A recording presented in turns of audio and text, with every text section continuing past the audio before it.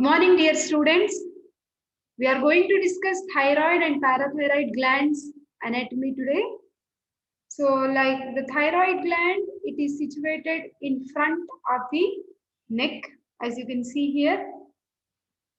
Okay, so this in the like you are finding, this is completely the larynx continuing as trachea. We have laryngeal cartilages. We have tracheal rings in front of which we will see the location of thyroid gland. On the posterior aspect of thyroid gland, we will see four parathyroid glands, nothing but two pairs of parathyroid glands.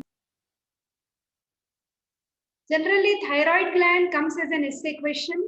So the question will be clinically framed and you are supposed to write part of introduction, embryology, that is the development of thyroid gland, which is usual part of essay question. We are supposed to discuss gross anatomy of thyroid gland, blood supply, nerve supply, lymphatic drainage, histology, and also applied aspects. So let us see the details of this. Now, as you have seen in my first slide also, like the thyroid gland is situated in front of the neck, and the shape of thyroid gland, it looks like a butterfly or head shape situated in front of the trachea in the anterior triangle of the neck. So thyroid gland has two lobes, right and left lobe, and it is connected by isthmus. The whole gland weighs, the weight of the gland is 25 to 40 grams. Now coming to further gross features of this gland, each lobe, this is right lobe, this is left lobe, this is isthmus. From the isthmus, you have this projection which is called as pyramidal lobe. When you talk about each lobe is pear-shaped, which has narrow upper pole. This is the upper pole. Okay. Now, when you take the measurements of each lobe, it measures around 5 centimeters in length, 2.5 centimeters in width, 2.5 centimeters in thickness. Now, this area which is connecting right and left lobes of the thyroid gland, this area is actually isthmus. So, isthmus lies in front of second, third, and fourth tracheal rings. Okay, then. So, sometimes we also find a lobe which is projecting from the upper border of the isthmus or at the junction of the upper border of the isthmus, and in one of the lobes you call it as pyramidal lobe extending upwards from the isthmus, usually to the left of median plane, which I have shown you here. It may be attached to the hyoid bone. It may be so big, like it may be extending up to hyoid bone. Okay. So, or else if it is like this, cartilage is actually called as thyroid cartilage. So it may extend up to thyroid cartilage. From the thyroid cartilage, usually we see a fibrous or muscular tissue is extending, which is called as levator glandulae thyroidae. Levator glandulae thyroidae is the extension of the pyramidal lobe to the hyoid bone, which is a fibrous or muscular tissue. Now, this is the cross section of neck, which we have seen in many lectures. This we have seen when we were doing deep fascia of the neck. This section we have also seen when we were doing the other things like external carotid artery and all, right? So now, I hope you are well versed with this transverse section of the neck. So which is usually taken at the level of cervical vertebra, one of the cervical vertebra. Okay. So usually the fourth cervical vertebra you will see. Now see here, we have two tubes, isn't it? That is the trachea and esophagus. Right in front of the trachea, we have thyroid gland. We know it has a right lobe, it has left lobe. The connecting structure is isthmus. It has certain surfaces, right? In front, you call it as anterior surface. Behind, you call it as posterior surface. Near to the midline, we call it as medial surface. Okay. Then away from the midline, we call it as lateral surface. So if you remember the structures in the neck, on each side of the lobes, you will see laterally carotid sheath with its contents, isn't it? So what are the contents we find inside the carotid sheath? We find common carotid artery, internal jugular vein, and vagus nerve, right? Then we have, see, this is the skin of the neck. Just below the skin, we will have the superficial fascia, platysma muscle. Then we will have investing layer of deep cervical fascia, which is shown in white color, which is splitting to enclose this muscle. Can you name this? Yes, this is sternocleidomastoid muscle. Okay, now right in front of the thyroid gland, we will see strap muscles, also called as ribbon muscles, also called as flat muscles, which we have seen in the anterior triangle of the neck, which we have also seen when we were doing the investing, like the deep cervical fascia, right? So can you name these muscles? We have sternohyoid, sternothyroid, and omohyoid. Okay, behind we have the, see, the muscles which are attached along the vertebral column. So these are the muscles of back. Okay, so I have helped you to label this diagram completely. Try to pause the video, listen to it again and again so that you understand the things better. So overall, when you just come to see the surfaces, we have one lateral surface which is shown in green color near to the midline. We have medial surface. Behind we have posterior surface. Okay, then relations of the thyroid gland, lateral. See, whatever you are finding these structures here, they are actually forming the lateral relations. Like we are now, let us see the muscles which we already saw many times in our previous lectures. We know this is clavicle bone. We know this is sternum bone. So from the sternum to the hyoid bone, the name of the muscle is sternohyoid. From the sternum bone to the thyroid cartilage, it is sternothyroid, which will be visible only after cutting sternohyoid. Then from the thyroid cartilage to the hyoid, the muscle is thyrohyoid, right?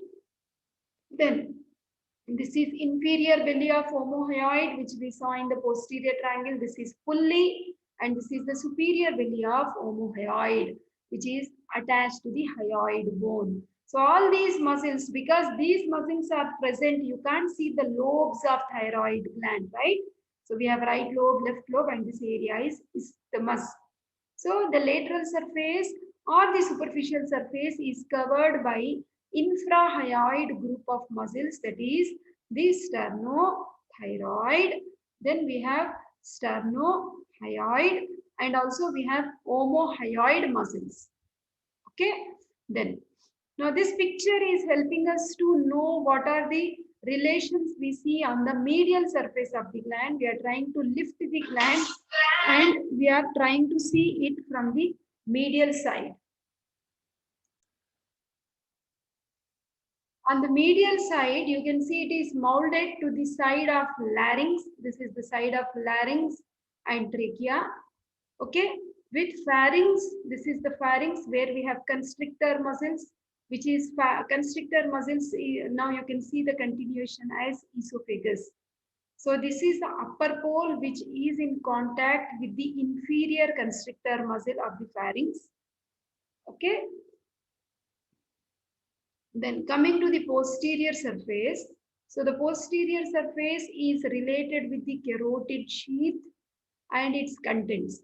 So the contents are common carotid artery, internal jugular vein, vagus nerve. Anterior wall of carotid sheath has ansa cervicalis. Behind we have sympathetic chain. Okay. Now parathyroids lie posteriorly between two capsules of the thyroid gland. Now,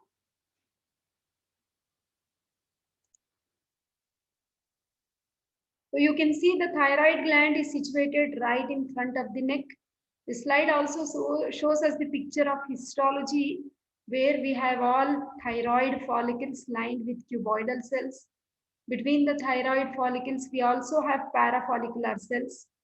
We know like these follicular cells are concerned with the secretion of thyroid hormones T3, T4, which is usually collected in the center of this follicle. This area is usually called as colloid. In between the follicles, these parafollicular cells are concerned with the release of hormone calcitonin, which is responsible for lowering of blood calcium levels. Isn't it? Now, overall, we have seen like the thyroid gland is brownish red in color. It is highly vascular. You can see so much rich blood supply it has. It is situated in front of the neck. If you see the vertebra level, it extends from C5, C6, C7 and T1. It overlies which tracheal rings? Second, third and fourth tracheal rings. Okay, and we have seen the measurements of each lobe already. Okay, usually thyroid gland enlarges during menstruation and pregnancy. So this is the pyramidal lobe which we have just discussed. From here there may be a fibromuscular band which is called as levator glandulae thyroidae. So this is right lobe, this is left lobe, this is isthmus and this is pyramidal lobe. Isthmus is usually situated in front of second, third and fourth tracheal rings. Okay, overall thyroid gland. Now isthmus crosses tracheal rings like second, third and fourth. Now this is the base which is located at fourth or fifth tracheal ring. This is base. Okay, so we know like thyroid gland is concerned with the release of thyroid hormones like T3, T4, that is thyroxine and triiodothyronine, which helps in the regulation of basal metabolic rate. Okay, so now coming to the isthmus, before I take you to this, see this picture will help us to understand more clearly. Like the isthmus has upper border, it has lower border, it has anterior surface, and from behind when you see it has posterior surface. So this is the anterior view of thyroid gland where you are finding two lobes and isthmus. This is the posterior view of thyroid glands where you can see the constrictor muscles of pharynx continuing as esophagus.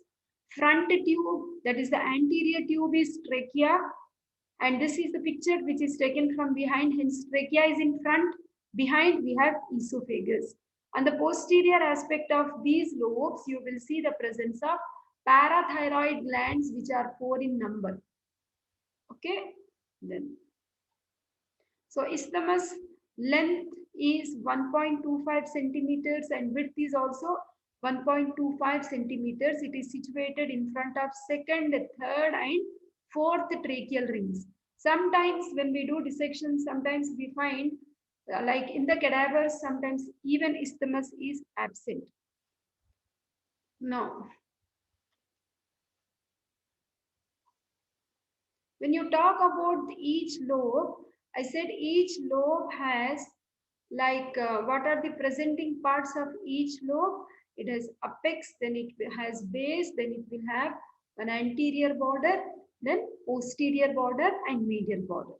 Okay, so these are all arbitrary borders which are not very much clearly defined. Okay,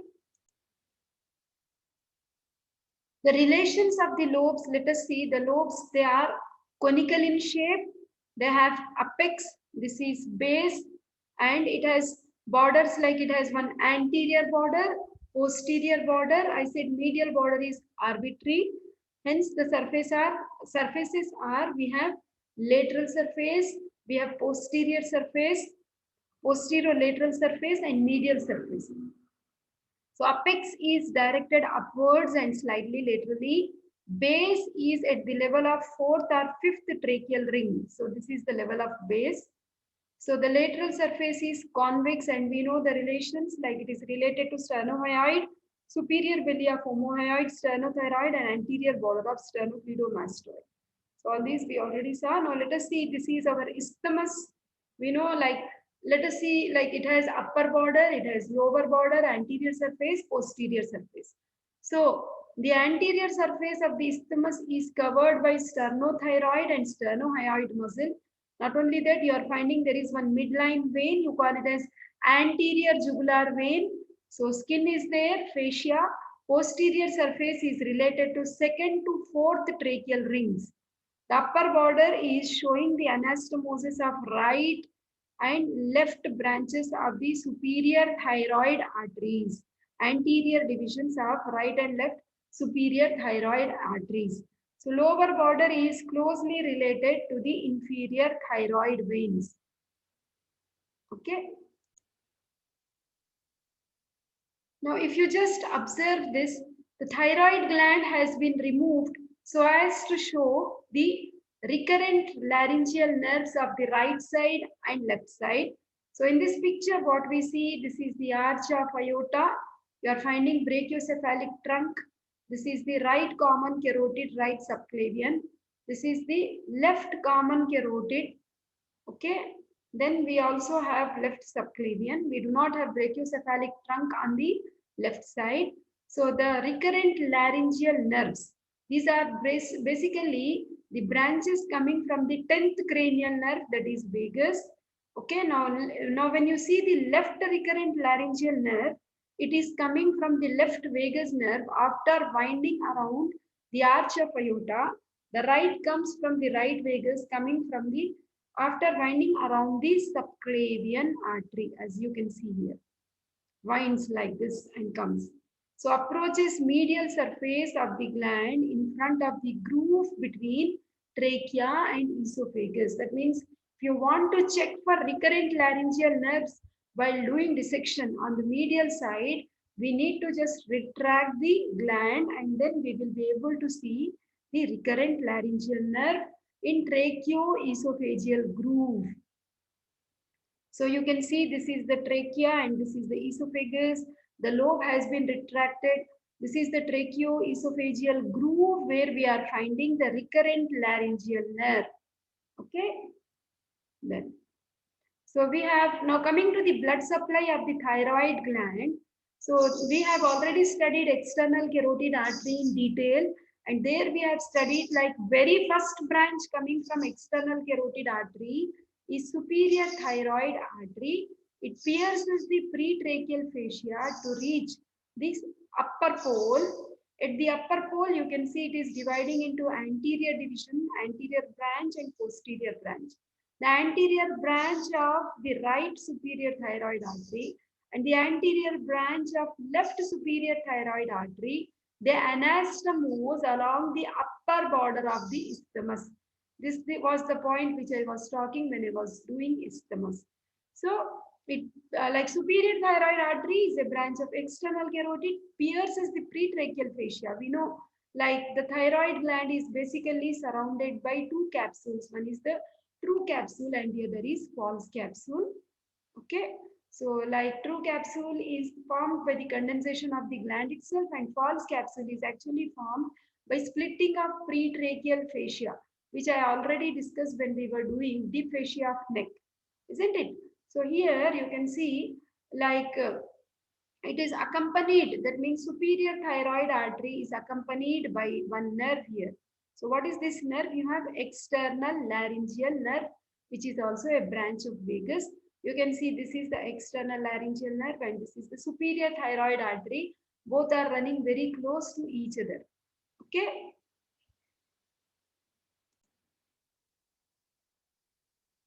The superior thyroid artery divides into anterior branch to the isthmus and posterior branch that runs posterior surface of the lateral lobe to anastomose with the ascending branch of inferior thyroid artery. Okay. See, this is the posterior branch of superior thyroid artery. This is the anterior branch. So the posterior branch is descending downwards and it is anastomosing with the inferior thyroid artery.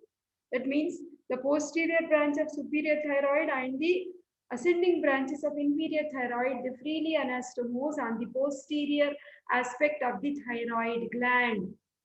Okay, so inferior thyroid branch artery, from where is it coming? It is coming from the thyrocervical trunk, which in turn comes from the subclavian artery, first part of subclavian artery. So this is arching upwards and medially enter into the lower pole of thyroid gland. Recurrent laryngeal nerve, which we just saw, is present in the tracheoesophageal groove. We have recurrent laryngeal nerve. It usually lies behind or in front of the artery. Apart from the superior and inferior thyroid artery, we also have one more artery called as thyroidea ima artery. Okay, so thyroidea ima artery is present only in 3% of individuals. Okay, thyroidea ima artery is present in 3% of individuals. It arises from brachiocephalic trunk. Sometimes from the right common carotid artery, or directly it may come from arch of aorta. So this breaks up into branches at the lower border of the isthmus, if at all, if it is present. Coming to the venous drainage, we have three set of veins: superior thyroid vein, middle thyroid vein, inferior thyroid vein. You can see from here, superior thyroid vein and middle thyroid vein, it drains into internal jugular vein. Inferior thyroid vein, it drains into brachiocephalic trunk. Okay. Then coming to the lymphatic drainage of the thyroid gland, lymphatics follow arteries. From upper pole of each lobe, you will see the lymphatics are moving to superior group of deep cervical lymph nodes. From inferior pole, the lymph is moving to lower deep cervical lymph nodes that lie behind the carotid sheath near the origin of inferior thyroid artery. Nerve supply of thyroid gland. Sympathetic nerve supply comes from middle cervical ganglion. It enters the gland along the inferior thyroid artery. Some sympathetic from superior cervical ganglion along superior thyroid artery also. Sympathetic nerve supply are actually controlling the blood vessels, that is vasoconstrictors. Parasympathetic fibers actually come from vagus nerve. So we know, like thyroid gland structure, it is an endocrine gland. Whole gland is enclosed in two capsules.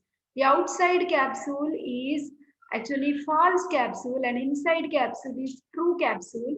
The true capsule is formed by the condensation of connective tissue layer of the gland, while false capsule is formed due to the splitting of pretracheal fascia. Okay.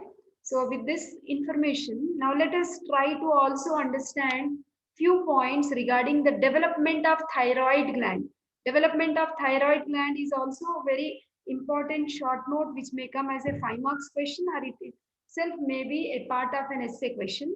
So now coming to this thyroid gland development, a median endodermal thickening is formed in the floor of pharynx. Okay. So it forms a small outpouching, that is the thyroid diverticulum. As you can see, this is the floor of pharynx. Okay, and you can see it is forming a diverticulum. It elongates down into the neck from the foramen cecum, which we usually see when we do the development of tongue. So at the point of foramen cecum, there is an downward growth which is developing, which is thyroid diverticulum. Okay, so during this migration, that is from the tongue region, it is now migrating into the neck. This is the tongue area. From the tongue area, you are finding this thyroglossal duct is developing and it is migrating up to the level of the tracheal rings, right? So that is which tracheal rings? Isthmus, usually T3, T4, T5. When you see cervical vertebra level, C4, C5, C6, okay, C7 and T1. Okay, so during this migration of this thyroglossal duct, when it moves down, the gland remains connected to the tongue by a narrow canal of thyroglossal duct. Suppose this is the future thyroid gland and this is the tongue. There is a connection between thyroid gland and the tongue via thyroglossal duct. Okay, so this is tongue area, this is foramen cecum, this is the downward growth, that is the thyroglossal diverticulum which comes down, and you see future thyroid gland is completely formed and it is elongated at the level of the tracheal rings. Okay, so the development of thyroid gland, you also see parafollicular cells, they are derived from ultimobronchial bodies, that is fifth pharyngeal pouch. This I have discussed when we were doing pharyngeal pouches. You can refer to that lecture again. Okay. So generally when you see the histology of thyroid gland, we have all thyroid follicles. Between the thyroid follicles, we have parafollicular cells. Okay. So the parafollicular cells are actually derived from the fifth pharyngeal pouch. Okay. And then see, this is the thyroid gland. See, this is the foramen cecum, which we see at the level of tongue, and it is now growing downwards. Okay, so that you see the right lobe, left lobe, and isthmus is formed. Okay, then there are certain congenital anomalies also.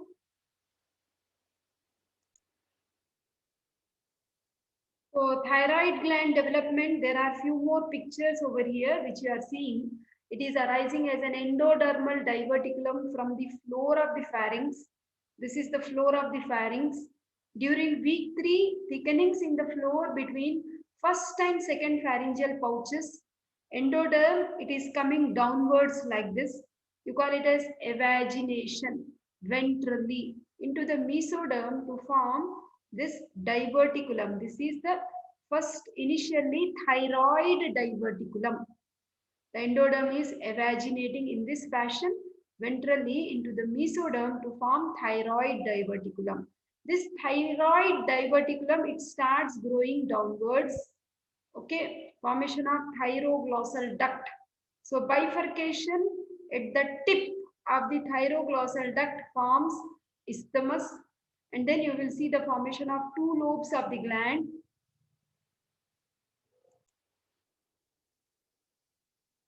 So like during 5th week, you will see from this thyroid diverticulum, the thyroglossal duct is growing downwards. It starts bifurcating on the tip of the thyroglossal duct, which forms the isthmus and the two lobes of the gland. So weeks 5th and 6th, growth of the duct down to the neck, migration of the thyroid gland down to the neck. The gland reaches the final position in relation to the larynx and trachea. Okay. So see, this is tongue and this area is foramen cecum. From this foramen cecum only you are finding like the downward growth has started in the form of thyroglossal duct. So this is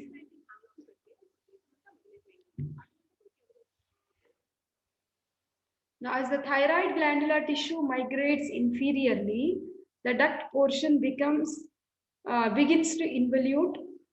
The site of connection of thyroglossal duct with pharynx makes this point is foramen cecum. The distal part of this thyroglossal duct may develop into pyramidal lobe of the thyroid gland.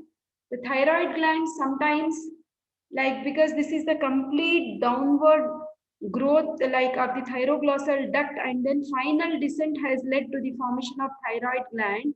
So sometimes there may be like abnormal positions of the thyroid gland. If it is found at the tongue region, you call it as lingual thyroid, and if it is above thyroid, you call it as suprahyoid.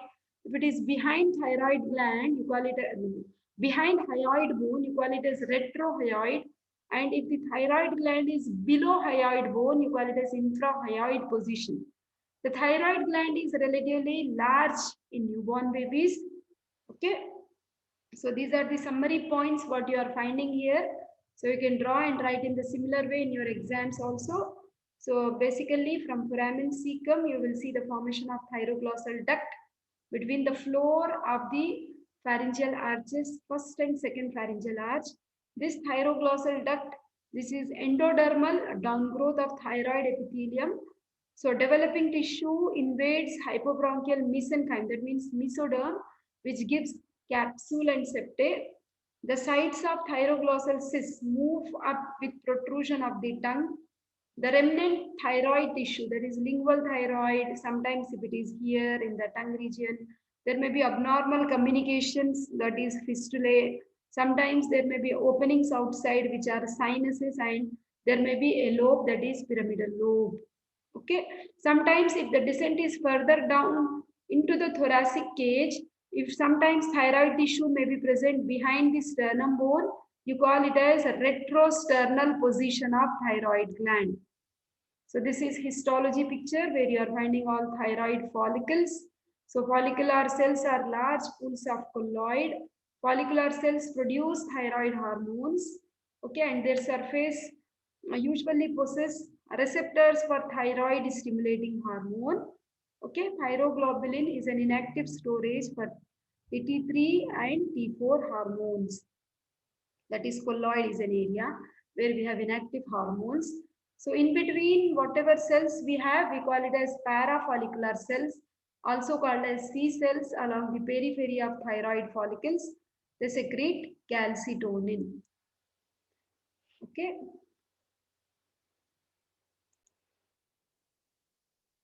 Certain facts about the capsule of the thyroid gland. Suppose this is the thyroid gland. I said the outside capsule is formed by the splitting of pretracheal layer of the deep cervical fascia. And this is the thyroid gland, and condensation of the stroma of the thyroid gland is, you can see it is forming the true capsule. So peripheral condensation of connective tissue of the gland. Okay, outside we have false capsule. Between, like below this true capsule, we have venous plexus. Venous plexus. Okay. Now see, we can compare the presence of venous plexus both in thyroid and prostate, but in different positions. Like see, this is the false capsule and this is the true capsule. And below the true capsule, we have venous plexus in case of thyroid gland. Hence, when we are doing thyroidectomy, that is the removal of thyroid gland, we have to remove the thyroid gland along with true capsule so that we do not disturb the venous network, venous plexus. If what happens if this venous plexus is disturbed, there will be heavy bleeding during surgery. Unlike in prostate, what you see is this is false capsule, this is true capsule, and between the true and false capsules, we have venous plexus. When you are planning to do surgery for the removal of prostate, in prostate carcinoma or enlargement, that is prostatectomy, in such case, you just scoop out the gland without touching the capsules, because capsule will be left behind in the body and the gland will be scooped out. Okay, so that again we will discuss when we start abdomen with prostate gland. Okay, then so all structures enclosed in the pretracheal fascia, which forms the false capsule, they move up with swallowing, that is deglutition.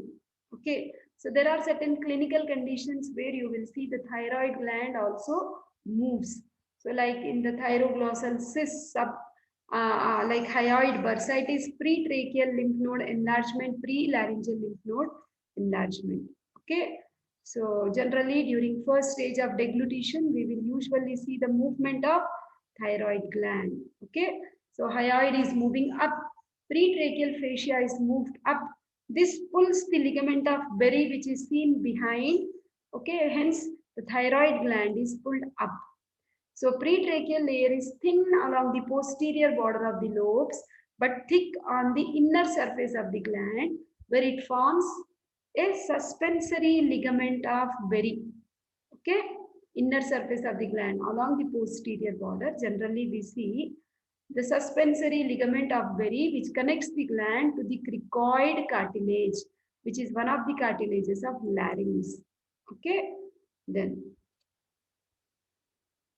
So generally, recurrent laryngeal nerve, which we have seen in our previous slides, often passes through this ligament of Berry to reach the larynx. I said it is present in the tracheoesophageal groove, isn't it?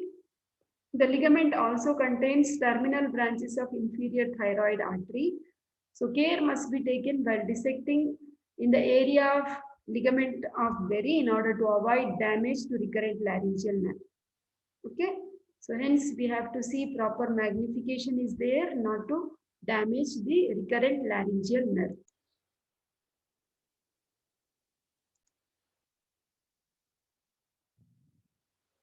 The congenital anomalies of thyroid gland are formation of the thyroglossal cyst, which may be located at any point along the migratory pathway of the thyroid gland, but it is usually located, always located on or in the midline of the neck. It is a cyst remnant of the thyroglossal duct. Okay, you can see see this is the foramen cecum. From here you are finding the descent, the thyroglossal like duct is coming downwards, right? So it is coming to its normal position. So along that, these pink things which are shown, this is the formation of cyst, which can be anywhere. Congenital anomalies of thyroid gland. There may be ectopic thyroid gland. It is commonly found in the base of the tongue. So it can be at the base of the tongue. It can be suprahyoid thyroid, infrahyoid thyroid. It can be at the level of thyroid cartilage. and it can be at the level of behind the sternum, right? We have seen few pictures. So ectopic thyroid gland commonly found at the base of the tongue. Accessory thyroid gland tissue originates from remnants of thyroglossal duct. It may appear in the thymus superior to the thyroid gland. Agenesis of the thyroid gland, that means thyroid gland is not formed at all. Congenital hypothyroidism, it's a condition where by birth itself thyroid gland is not properly functioning. Hypo means low, thyroidism means hormone levels are falling down. Once we are done with the thyroid glands, like we will also see few more abnormalities during development. Lymphatic drainage of thyroid gland, you can see presence of metastasis. What is metastasis? Spread of cancer of the thyroid gland in lymphatic nodes of neck can be the first sign of thyroid carcinoma. That means when we palpate in the neck region, if we find enlarged like lymph nodes, we can usually suspect it is like cancer of thyroid gland. Okay. So thyroid lymphatic vessels communicates with prelaryngeal, pretracheal and paratracheal lymph nodes at the first level. Second level, we will see they are communicating with superior cervical group of lymph nodes. Okay. So superior deep cervical lymph nodes are shown here in green color for our convenience. First level, we have like prelaryngeal and pretracheal, okay, which are shown in different colors. Like we have prelaryngeal, okay, then we have like pretracheal and paratracheal. Then, so the lymphatic vessels may drain into brachiocephalic lymph nodes. We know like whole of the lymph finally drains into the thyroglossal duct, isn't it? We know this thoracic duct. Then nerve supply, like in the neck region, we will study about these ganglions in the neck region. Like we have superior cervical ganglion, middle cervical ganglion, and inferior cervical ganglion. So the nerve supply is actually coming from superior, middle, and inferior sympathetic ganglion. Nerves reach the thyroid gland through cardiac periarterial plexus, superior and inferior thyroid plexus. Okay, only vasomotor fibers cause constriction of blood vessels. Endocrine secretions from the thyroid gland is hormonal. Okay, then parathyroid glands, they are actually situated posterior to the thyroid gland. Functionally, they are different, but anatomically, they are very close to thyroid gland. Commonly, they are four in number, two superiors and two inferior parathyroids, but sometimes there may be only two in number or there may be four pairs also. Okay.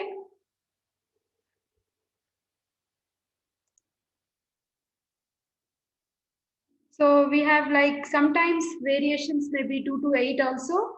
Basically, parathyroid glands are pink or brown in color, each like split pea. So development of parathyroid glands, we have already discussed when we were doing like pharyngeal pouches, if you remember. So like we have superior parathyroid gland, inferior parathyroid gland.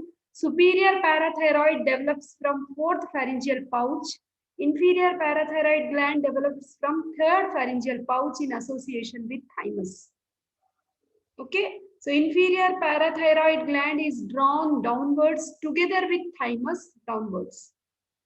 So the diseases of thyroid gland are common under applied aspects. We have some endemic things like simple goiter where you will see the enlargement of thyroid gland due to iodine deficiency. Thyroid surgery is important as in treatment of nodular or toxic goiter. Blood supply is very rich. Hence, there will be heavy bleeding if care is not taken during operation. Bear in mind relations of recurrent laryngeal nerve and parathyroid glands, which are very close to the gland, right? So injury to these structures, suppose if recurrent laryngeal nerve is damaged, which is very close to inferior thyroid artery. So if this nerve is damaged, it leads to hoarseness of voice. And suppose if parathyroid glands are removed in thyroidectomy surgery, person will develop tetany due to the deficiency of calcium in the blood. Basically, parathyroid hormone, which comes from parathyroid gland, it actually increases blood calcium levels. Whenever blood calcium levels fall, the condition is called as tetany. Aberrant thyroid tissue, which are embryological defects, where like abnormally the thyroid gland may be present in the tongue, it may be present in the mediastinum, ectopic thyroid tissue. So this condition you can see thyrotoxicosis, where there is like excess production of thyroid hormones T3 and T4, and there is popping out of eyeballs. That condition is exophthalmos. Hypothyroidism, when thyroid hormones are levels are falling down, you will see the condition hypothyroidism and myxedema.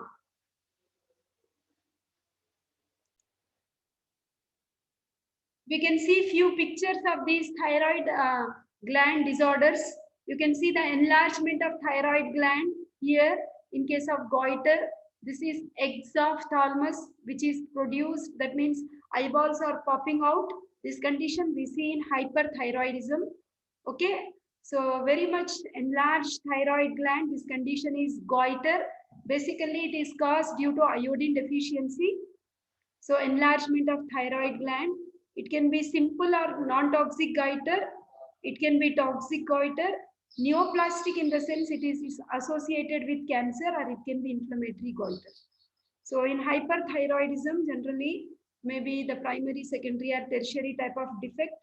So where you will see the thyroid gland is functioning excess, which is Graves' disease, which may lead to cancer, that is toxic adenoma or toxic multinodular goiter or inflammation, that is thyroiditis. Similarly, we have hypothyroidism. So like in newborn, it may be leading to cretinism, where the growth is retarded and the baby is mentally abnormal, mental retardation and growth retardation. Myelination is not there. Okay. Then hypothyroidism, you can see like muscle weakness, mental slowness, they are tired easily, fatigued, cold, slowed intestinal peristalsis, impaired renal function, anemia, and myxedema. The examples of thyroid diseases, this is like hypothyroidism person you can see here, and hyperthyroidism. Okay, juvenile is something like which is by birth. So this is before treatment, the same girl after treatment. Congenital hypothyroidism. Okay, thank you.